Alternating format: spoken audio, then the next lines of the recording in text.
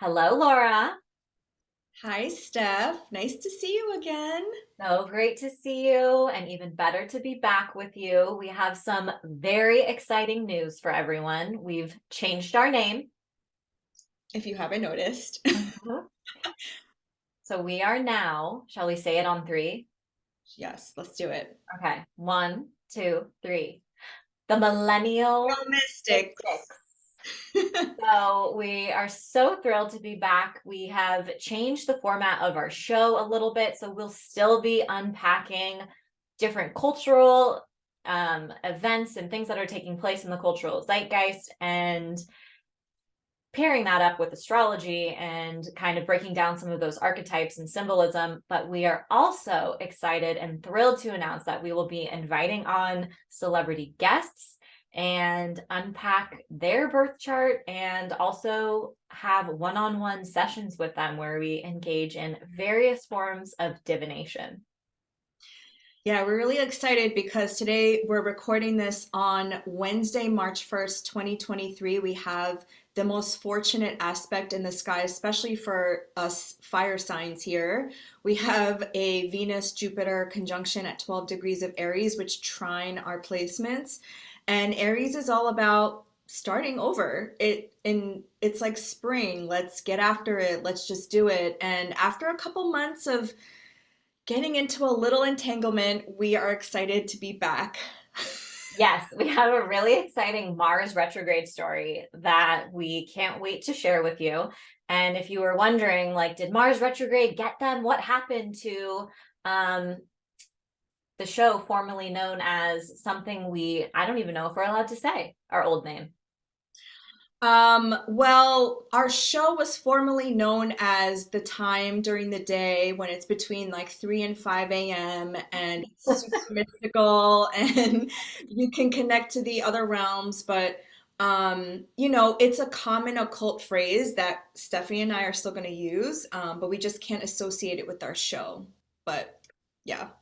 So that's a great way to describe it. And so, do you want to kind of get into what our Mars retrograde story was about? Yes. And first, I want to preference that this is not to attack the person that attacked us. Mhm. Very Mars, right? Yeah. And we both knew when we started this venture back in November. We started it at I believe, new moon in Sagittarius, and Mars was retrograde at that time. We knew something was going to happen because we're both astrologers. We both knew things were going to be dicey, but did I know that this would happen like this? No, but when it happened, I started laughing and I immediately called Steph because we were slated to get on the air actually live on our show an hour before, and I received a cease and desist the day before Mars Station Direct. And if you have no idea what that means, I will explain both. So, Mars has been traveling through the sign of Gemini since what, like August? Yes. Yeah, but it went retrograde on Halloween of 2022. And Mhm. so it had been traveling through my natal seventh house, and I'm also in a Mars perfection year. If you have no idea what that means, just know that it's pretty dicey for me. And it just means that Mars is very important to my story until my birthday. Mhm. And so when Mars was stationing direct at 8 degrees of Gemini, it literally stops in the sky and it stays at 8 degrees for like 2 weeks. So the day before the Mars was stationing direct, I received a cease and desist. And Mars is the planet about anger, about combativeness, it is the planet of action, fighting. In the sign of Gemini, Gemini rules contracts, it rules social media, communication, and it was in my seventh house of visible enemies, would you say? Yeah, open enemies. Open enemies. But Mars rules my 12th house, which is hidden enemies. So little did I know, our little show, which honestly was very little.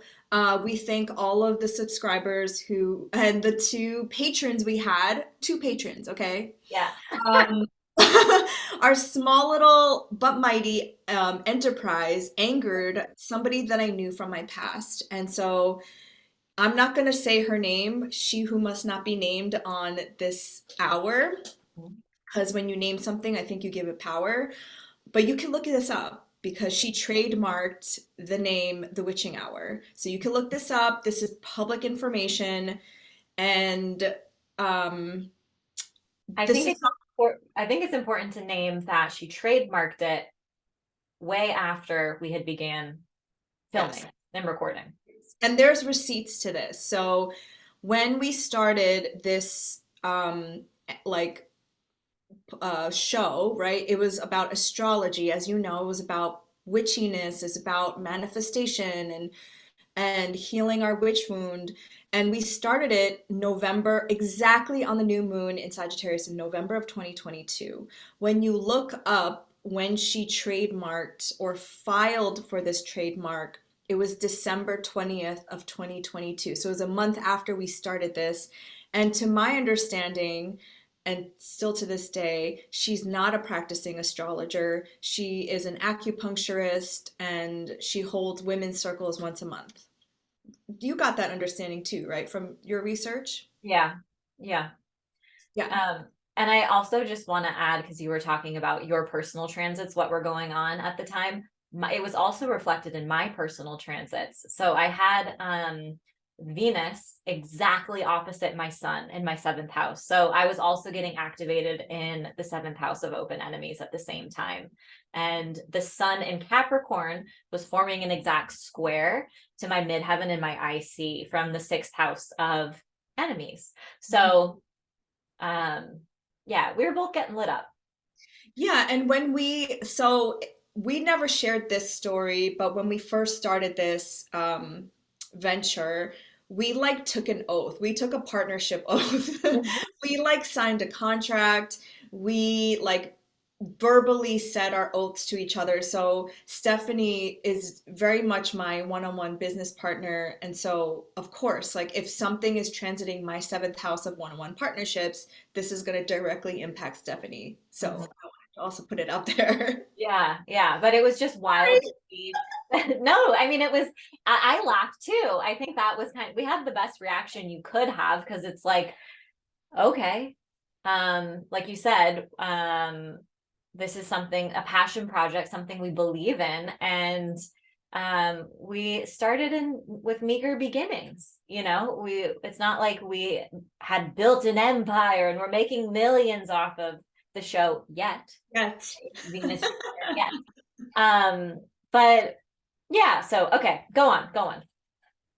Yeah, well, I think that's an important thing to say because Stephanie and I's dream is to do this like nationally, to like this is like we're acting as if. So it didn't really matter to us that like nobody was really watching or like we weren't getting, the steam that we wanted it to. And very much this first like couple of episodes, we were testing this out to see if we would even like doing it. And we found out that we did. And then um so going back to the woman who gave us the cease and desist, I did a bunch of research and I don't know, again, Spirit, Jupiter, whoever was looking over me because it just so happens that this happens a lot. Like, especially in the spiritual community, I found out our friend Adama has had a cease and desist. Like, um, there's so many people receive them, and like that's why we felt it was important to talk about this.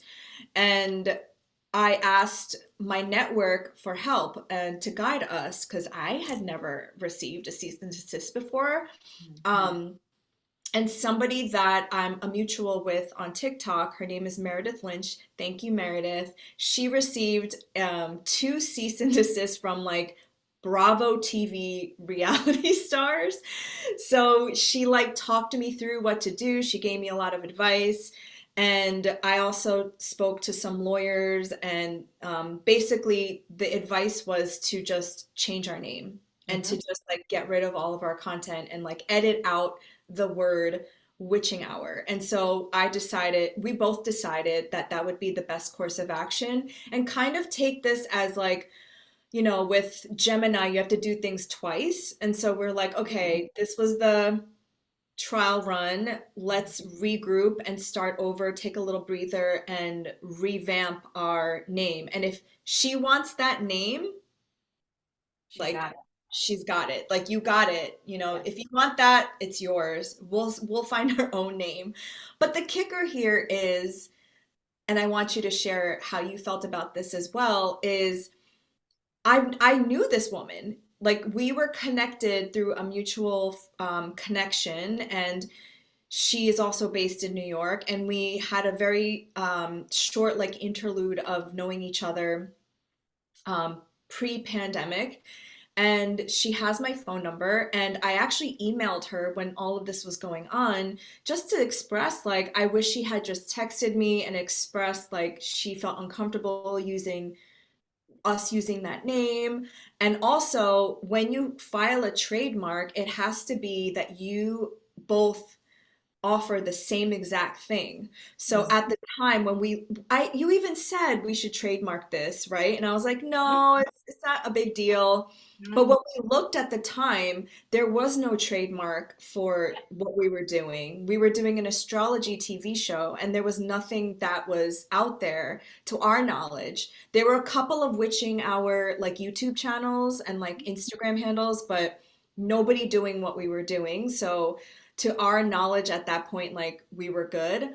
And I just had wished that she just had reached out to me, but she didn't. And she instead hired a lawyer. She spent thousands of dollars trademarking something. And it says podcast astrology show that she's not offering. So I'm just like wondering how like that's gonna pan out for her. But because I'm not an asshole, like I would have taken the name down. I don't want to be in competition with other women because I'm not like that. Like I want to be inclusive, but it didn't go that way. And the her and her lawyer really, really like they combed through everything that Stephanie, well, more specifically, I had. They didn't even like include you in any of this. It was more like a personal attack on me. Mhm. And yeah, did you want to add anything? I just that it felt like a very personal attack. It felt like it had nothing to do with the actual name of our show, or the content that we were creating, and it was just very transparent. And um, I think her character really showed. Yeah. I Yeah, and go ahead. I was gonna say, and ultimately, I am really, really grateful for this whole experience taking place because I think our new name and the new format for our show is more in alignment with what is going to light us up and bring us more joy and more representative of the work that we do. Because, yes, Laura and I are both astrologers, but I think it's really powerful and important that we have the term mystic in there because um, while I have spent 10 years studying the stars and I definitely identify as an astrologer, I am moving more towards psychic mediumship work. And I realized the other day I've done 40 readings now for strangers, and like that is where my heart and soul goes, and like to help people connect with loved ones and bring healing and messages. And Laura, I know that you are just, I had a reading with Laura months ago. Like we exchanged readings like before we really, really connected. And both of our reactions were like, who are you? Right. Like, or at least I can't speak for you, but for myself, I was like, you know, Laura is very, not just a very powerful witch, but intuitive and mystic as well. And so I think that I'm just really excited that we're both going to be able to showcase some of our other gifts and, um, lean into those forms of divination that really speak to our soul. Yes, thank you for saying that. And that's why it was so like they say that a partnership is tested through adversity, and like just going through this experience with you, Stephanie, was like, I feel like our bond became stronger because we just kept laughing through this whole thing Yeah. and just being like, wow, the astrology just really was literal. And you have to almost laugh at how literal it was. And it was just funny. But Yeah. ultimately, the best thing for us, like you said, because this really like feels like the new beginning, and with all the planets going forward now, and we have the energy to like push what we want forward. It was almost like the name didn't even matter. Like, okay, you could have it. It's not a big deal. And it really helped me to lean into surrendering and like trusting that everything was meant to happen. But I do want to say that once Mars, it passed a certain point recently. I forgot what happened, but I was like, Stephanie, I'm fighting back. Yes. Oh my gosh. Yes. Yes.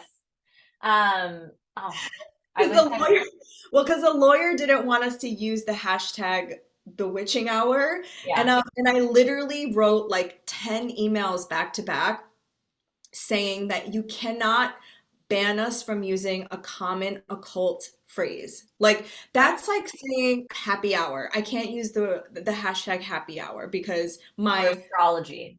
or astrology or full moon, and I like literally would not back down. I was like there's no way I'm not saying the witching hour or using that hashtag. It's Yeah. not happening. You don't have, and that's the thing that really got me upset actually, is like now is this what's going to happen? Like is this like Pluto in Aquarius? Like there's no more lands to colonize, so you're going to colonize the names so that people like small creators like us can't use them. And again, Stephanie and I were such a small like little production, and I think she thought we were making millions and millions. And $38. We made 38. $38. Endless happiness, but $38. I was like, please ask her if she wants me to Venmo her.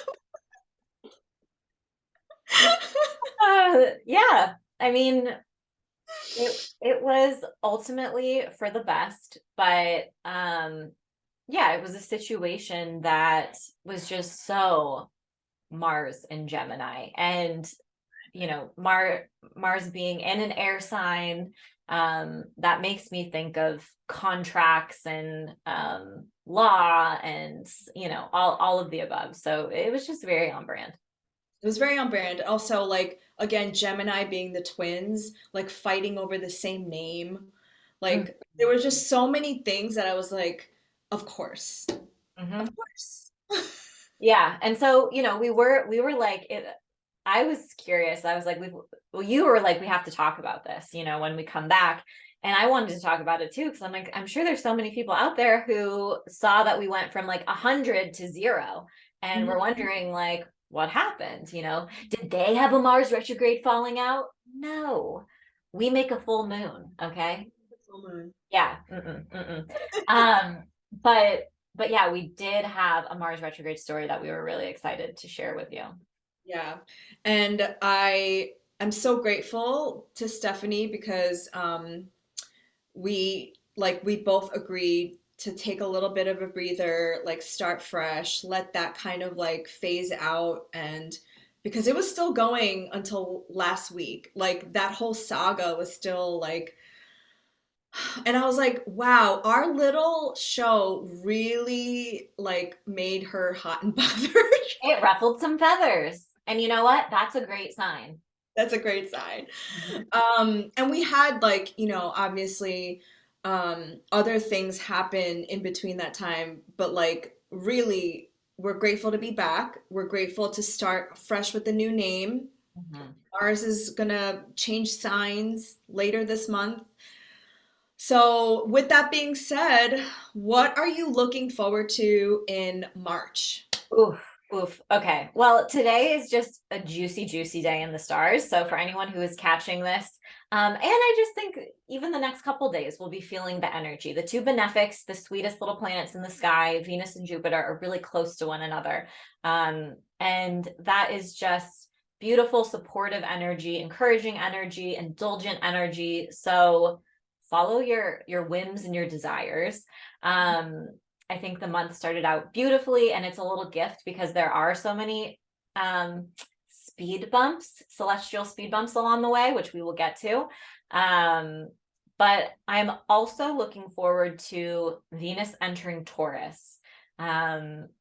It will be angular for the fixed signs. The fixed signs have been going through it. Saturn is at 29 degrees Aquarius at that anaretic degree. So like the tension, the anxiety, the everything it's built up through its entire 2.5 year journey through that sign. It's like reaching a new octave, right? Like, so we've been feeling that as fixed signs, and to get a benefic Venus entering Taurus will just really bring some sort of relief and some gifts and blessings. So I'm looking forward to that. And I am also looking forward to Pluto entering Aquarius. And that's my Virgo moon talking, because wow, I want to know, right? Yeah. Like I am a Leo stellium, and I know it's not all going to be roses and sunshines. I know it's going to bring some stuff, but I'm like, give me the preview so I can calm down. So I'm looking forward to it for my Virgo moon, so I can plan and anticipate, but not in a way where I'm like, Pluto's in Aquarius, you know? Yeah.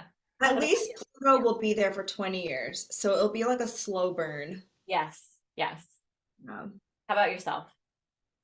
well, actually, you asked me this in our last episode when we had our old show. What was my, like, what transit I was super excited for 2023? And today is that, the Yeah. Venus Jupiter conjunction, because I'm an Aries sun. It's transiting my fifth house, and Venus has her joy in the fifth house. It's like, Ooh, it's fifth also, house. yeah, with Jupiter there, hello. Mhm. It's trine to my ascendant. It's trine to your ascendant too. It's But exactly trying my sun, my 11-degree sun. It's hello. cute. Yeah, it's very cute. And Very it's very close to trining your Saggy rising too. So we're making a the grand trines. We're making a grand fire trine right trine. now. Um, yeah, so today was my favorite one, and I'm excited for Venus and Taurus too, but Taurus is my sixth house. Yeah. And then Jupiter is going to go into the sixth house. So I think like um, work will be busy in some way, which I guess like if we're starting this fresh, I can only psychically feel that maybe we'll get more of our dreams coming true through this Millennial Mystics adventure. Yeah. And I think that's it. I'm not looking forward to Saturn in Pisces, but I'm definitely ready for Saturn to be out of a Saturn ruled sign, because that bitch has been in a Saturn ruled sign since 2017, and I'm done. I'm Yeah. good. Yeah. It's been rough. Saturn is exactly opposite my Mars right now. And even like getting ready to film this morning, I felt physical stop and go. You know how they say like gas, pedal, gas, Yes. pedal. I like went to go get my lighting, and then I was missing a piece to screw the thing on top and I couldn't find it. And I like had to makeshift something crazy over here to like angle a light. Like just everything was like there was something getting in the way. So I am also very excited for Saturn to leave Aquarius. Um, but at the same time, it is going to be in an immediate orb to my moon. So Mhm. not super excited for it to enter Pisces. And it also just feels like grief, right? Mhm. Like Yeah. Saturn and Pisces. I mean, we'll unpack that a little bit more in a bit, but yeah. It just does because I remember, so think back to 30 years ago, 1994 to 1996. Mhm. And 1996 is when my grandmother had her stroke, and Mhm. that changed the family dynamic because Saturn, I mean, Pisces rules my fourth house. So I'm not saying that the same exact thing is going to happen, but I know that the focus for me will be on home and family. Yeah. And I just want to focus on myself. Yeah. Yeah. It's It'll be an interesting transit for sure, but it will be nice to get Saturn out of a Saturn ruled sign, because it's been in a Saturn ruled sign since 2017, which just amplifies and makes everything a little more serious, a little more intense, heavier. Depression is the vibe. Yes. And I'm also excited for Mars to move out of Gemini, and that's happening March 25th. It's moving into Cancer. Goodbye, Gemini. I have mixed feelings about it, but that's just personal because it's Cancer is my 12th house. And last time Mars was in Cancer was when my grandpa passed away. But he was like in his 90s. It was his time, and I was like so privileged and fortunate enough to be with him and care for him in the last months of his life. Um, but I have my eye on that as well. I'm like, okay, we've got Saturn entering Pisces and then Mars entering Cancer, all this water, right? This rush of water coming our way. And for the fire sign risings, it's in our Intimate houses. our intimate houses. Yes. Yeah, it's honestly, the water seasons are the most difficult for me Mm-hmm. because Mm-hmm. I'm like, I have to deal with my feelings. Yes. Yes. Your Aquarius is like, what is happening? What is happening? I just want to like, I just want to be in my head and think about the future. Can I tell them about something that you just shared with me? Sure, of course. Laura just read me a poem. Speaking of getting I in touch know. with your feelings, Who am literally I? tears from my face, chills all up and down my body. So I think you're doing beautifully of getting in touch with because I think that we feel the transits ahead of time, especially as astrologers. I think you start to um get some previews and insights and like bing, like pings, of what's to come. But yeah, I think you're already making magic with these big shifts. Thank you so much for saying that. And, I only met you like during the pandemic, so I only know Steph like during pandemic and after. But I want to know from you, like, what have you learned and what have you integrated about yourself since 2020? Like, Ooh, there's since a there's a pre Stephanie, there's a Stephanie pre panorama, right? And then now we're in March where things are moving, things are changing, and like Mhm. how much have you changed and what are you reflecting on? Oh man. So I think the biggest thing for 2020 was the wake up to my white privilege, and the ongoing harm and learning about how to be anti-racist and that it's an everyday journey and it's not something that you just wake up and accomplish one day. Like that is something that really, really hit me hard in 2020, and it's something that I continue to think about every day and try to show up and do my best. I think something else that I learned was I, my entire life, had been giving my power away. I'd been scared to use my voice. I'd been scared to take up space. And a lot of like work situations, I would just default to people pleasing and making myself small and, just to make others to not engage, right? Or get in those power struggles. So I've been really learning to speak up more, which I think also ties to the awakening of and recognizing and owning my white privilege. Just becoming more confident in using my voice is an ongoing lesson, but something that's really, really changed from before 2020. Um, I think so much has changed. Like I fell in love with death, right? Like I lost my dad, I lost my grandpa within a year, and I care gave both of them through and I helped them transition with energetically and working on them as they made the transition, and that profoundly changed my life. And now I volunteer with hospice in my community, and just working with death.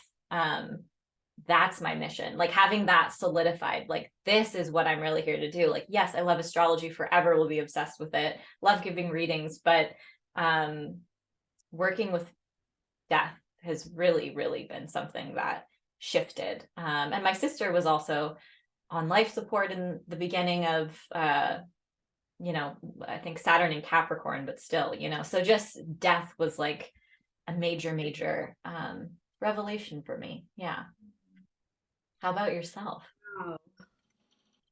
Yeah, I like Stephanie said, I shared my Pluto poem, and Pluto and Saturn in my second house of like self-worth and value and really understanding um, like why am I here? You Mhm. know, and I think healing my inner child and how and all the trauma that I grew up with, it really transformed me into being more, first of all, emotionally regulated and being able to be in my body. I have Chiron in Taurus, so like and Mhm. they're trying it's trying to my south node, sextile to my north node, like at the exact degree.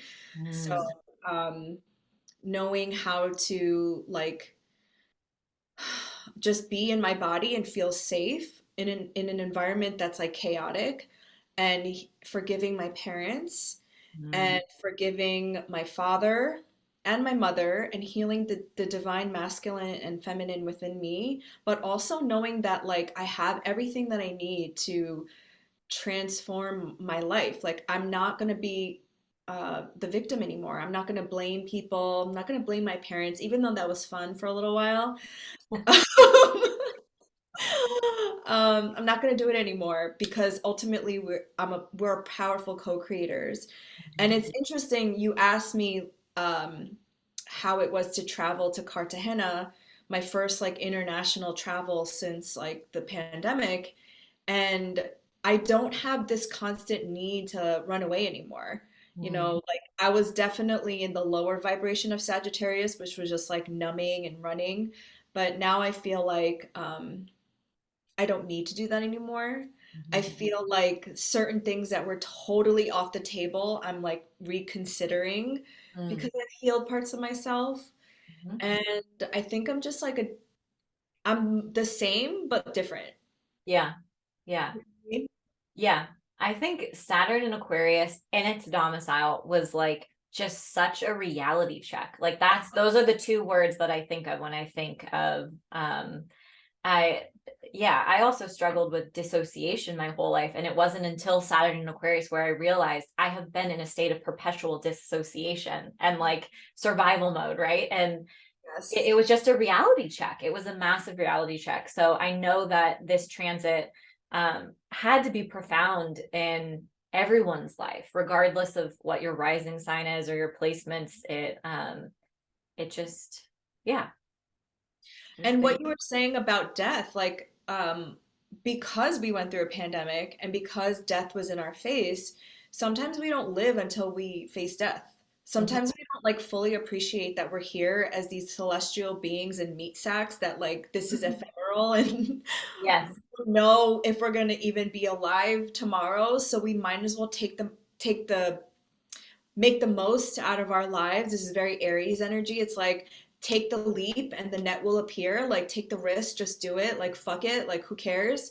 Put yourself out there, share your voice, share your opinions. And I think that's also like it reaffirmed to me that like there is no waiting. There's no like second chances in this meat sack. Yes. Yes. It puts a lot in perspective, right? Like it makes you realize what's petty, what Mhm. doesn't actually matter. And there was a lot of um not just loss from death, but loss of other relationships in my life where I was like weeding them out, having the harsh boundaries with the Saturn in Aquarius, and um making calls of friendships that I had had for years, and being like, this isn't in alignment with me anymore. And yeah, I think that's another piece of Aquarius or Saturn in Aquarius as well, that a lot of people may have like felt. Totally. Yeah, Aquarius was in my third house and it transited my moon and my Venus.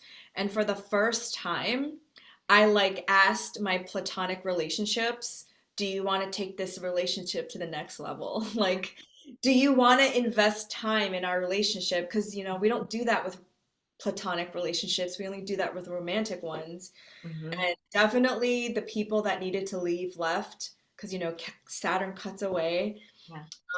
But I think it was necessary because so much like unnecessary time spent on people who, not that they're bad or good, but just like it fizzles out. It it makes you have a more intimate relationship with time, and to understand, because Saturn is the, associated with time. And yeah, it just kind of shifted the way that I interact with time and my awareness of it in general. So um, I think I love that thank you for asking about that, because I think it's so important that we do these Saturn reflections. We only have a couple days, 6 days left before Saturn enters Pisces, and it won't be back in Aquarius until 2050. So um, I encourage everyone to, do a journal prompt. That's such a sweet idea, Laura. Well, because Saturn is the Lord of Time in Greek mythology, Chronos, and I think even the 29th degree, at the anaretic degree, I heard it's the death degree.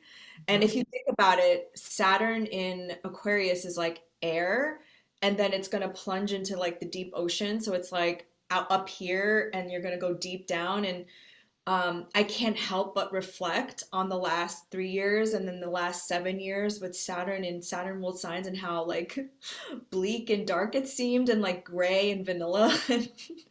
And like, what have I learned? What have I taken away from this? And then I guess the last question I'll ask you is, what are your intentions, and like what are you looking forward to for this year and the rest of the time? Mm. Rest of time. Rest of time. Well, Um, I am looking forward to Millennial Mystic season 2. This seriously is like the highlight of my week. I love meeting with Laura. I love talking about what's going on in the world, and like I'm constantly filtering everything through the lens of astrology, which is not healthy. But it's just the way my mind works. It's very fixated on it. And, if we're watching a TV show on the couch, I'm like, I need to Google this contestant. Like, what is their birth chart? Um, so, it's, this is just what I do in my spare time. So it's so lovely to, connect with someone that I respect and adore, and share our passions on like a wider scale. And then I'm also looking forward to just really doing more mediumship work. Right now, yeah, I've given 40 readings so far, and the messages that are coming through are getting like more specific. And I feel like the people are leaving with more, like more healing or more warmth, or um, just that I'm being of service. Like it feels good to be of service in this way. And it feels like, you know who John Edwards is? Mhm. Of course. Okay. Okay. Yeah, of So course. when I was a wee little child, I was deeply obsessed with him. I was like, that's what I want to be. I just want to be a psychic medium. And I always was like, there's no way I could do that. Right. Like how does that happen? So I'm just so grateful to like be finally embodying that, and that I did take the risk last year and start to seriously invest in these gifts that I've always known I've had, but I've been fearful of or hesitant about. So I'm really looking forward to developing more of that, and just doing the community work that with the hospice organizations that I'm a part of. That's also like, honestly, if I could just volunteer full time and exist, maybe that's Jupiter in my 12th, but that is really what I would like to do. I also have Jupiter in my 12th, and same. I would literally like just volunteer all my time helping children and pets, Mhm. like animals. Yes. Yes. So tell us, what are you looking forward to in the coming year, and yeah, over the next this journey through life?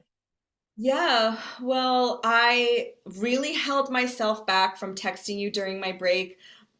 Even like, have you been keeping up with the tea with like Selena Gomez and Hailey Bieber? And because of course I looked at their charts. Uh-huh. But like you said, like this is just something that's a part of my life. I just love connecting the energies that are currently present with us and astrology, and I love going out at nighttime on my walks. I'm a night chart, Hmm. and looking up at the sky and being like, "Oh my God, our ancestors like literally navigated this world through the stars."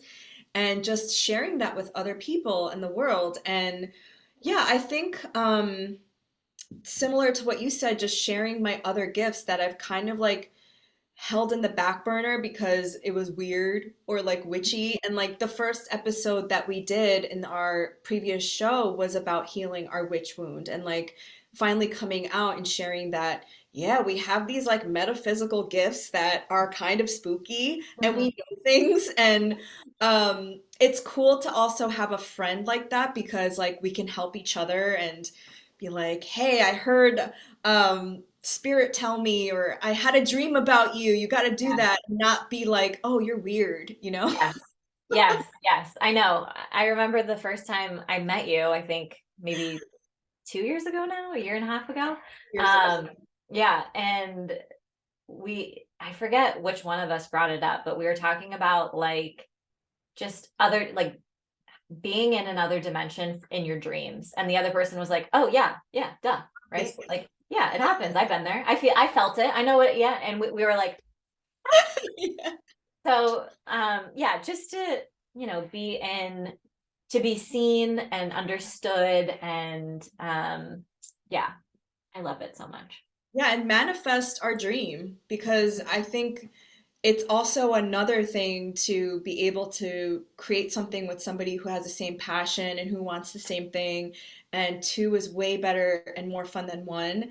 And I just cannot wait because, like, I have told Stephanie, I mean, we're both psychic, but like, I have seen visions of like where this is going and it's super exciting.